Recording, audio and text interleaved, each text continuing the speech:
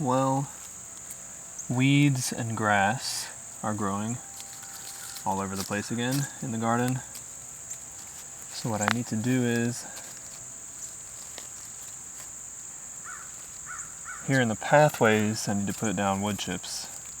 So and I should have done this a while ago, but I need to call the tree removal people and ask if they'll bring me another load of wood chips, because I have a couple of things I want to do with them, but the main one is putting wood chips here in the pathways to prevent all of this from happening. But also there's stuff growing in the compost that I don't want to grow in the compost, which I suppose I can just pull it out as it grows, but eventually, if I do compost correctly, eventually there shouldn't be any seeds or anything in the compost when I put it down, and so the only seeds that'll grow are things that blow in from the wind.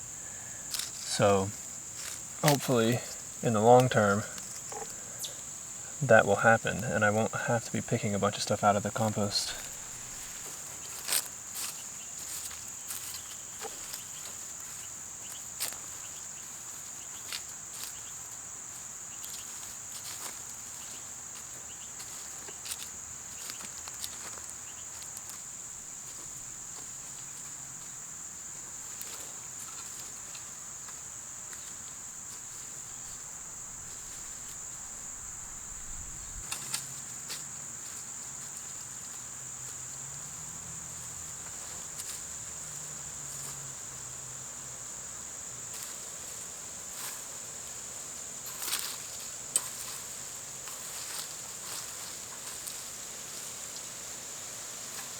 So that was me just raking out the compost to fill in where the water washed away a lot of the compost.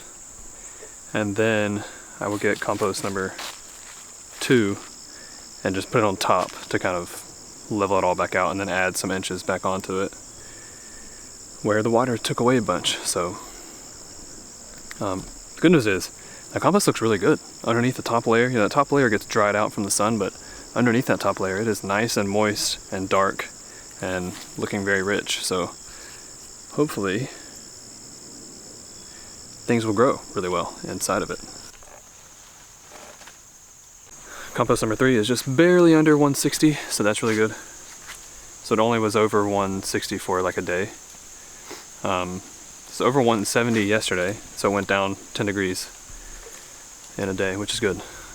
So we'll just continue to let that sit for several days, let it get down to like 140, and then flip it again. Or maybe even less than 140. And this is compost heap number 2, which is looking like it's over 90 degrees. Around 95 degrees. Which again, just like yesterday, means that this compost is still warm. So not completely done, but I'm thinking in the next week or 2, I'm gonna go ahead and put it out onto the garden, and then it can continue to break down as it's sitting out there.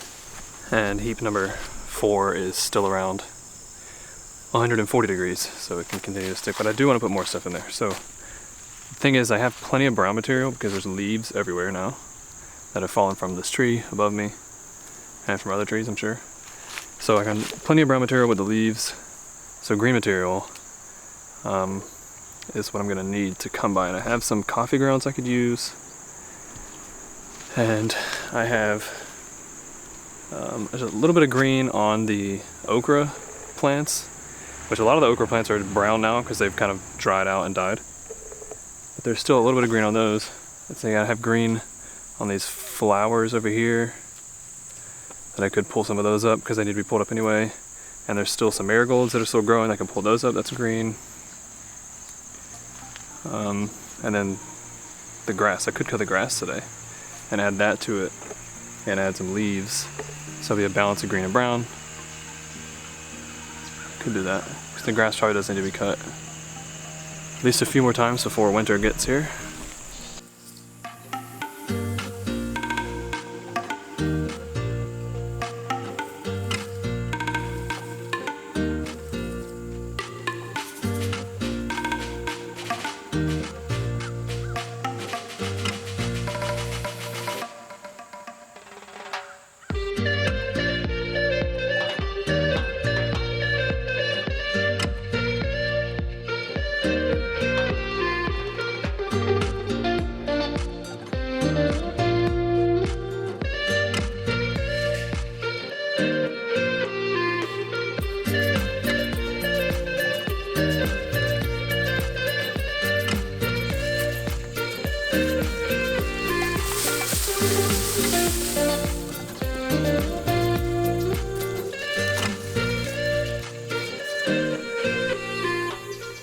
Okay, there is more material for compost heap number 4.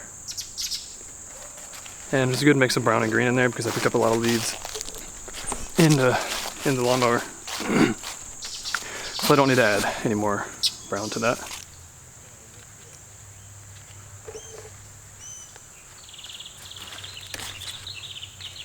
Alright, so this is a fig. And as I've talked about, these figs are really delicious. We've already eaten a few, but we're trying to let them get even more ripe. I think that even this one is not completely fully ripe. I think this variety will get, like, this whole thing will turn this darker red color. But I couldn't resist it. I had to eat one because the ones I've eaten so far haven't even been this ripe, and they were pretty good. So I want to see how they taste at this stage. And then there's a lot more on the tree that I'll let get fully ripe, and I'll taste them there too. But I also wanted to point out one thing, that on the tip of this, where I cut it, is this white fluid, and I was just reading about that, and it's actually called latex, and it actually is a skin irritant, and people get it on them, and they can have like a skin reaction to it. So they say to wash it off, wash the area where it gets on thoroughly. And some of it did actually drop on my finger when I was pulling this off, but it didn't really do anything.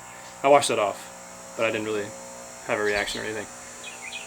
So that's interesting. And it's supposed to ward off omnivorous animals from eating leaves and stuff off the tree, and from even insects if they start to gnaw on the tree. And then this fluid called latex can come out and persuade them to go away. But I am going to open this up and see how it tastes.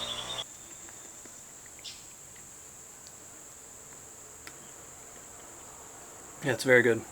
It tastes kind of like a peach. It even has, somehow even has a peachy consistency.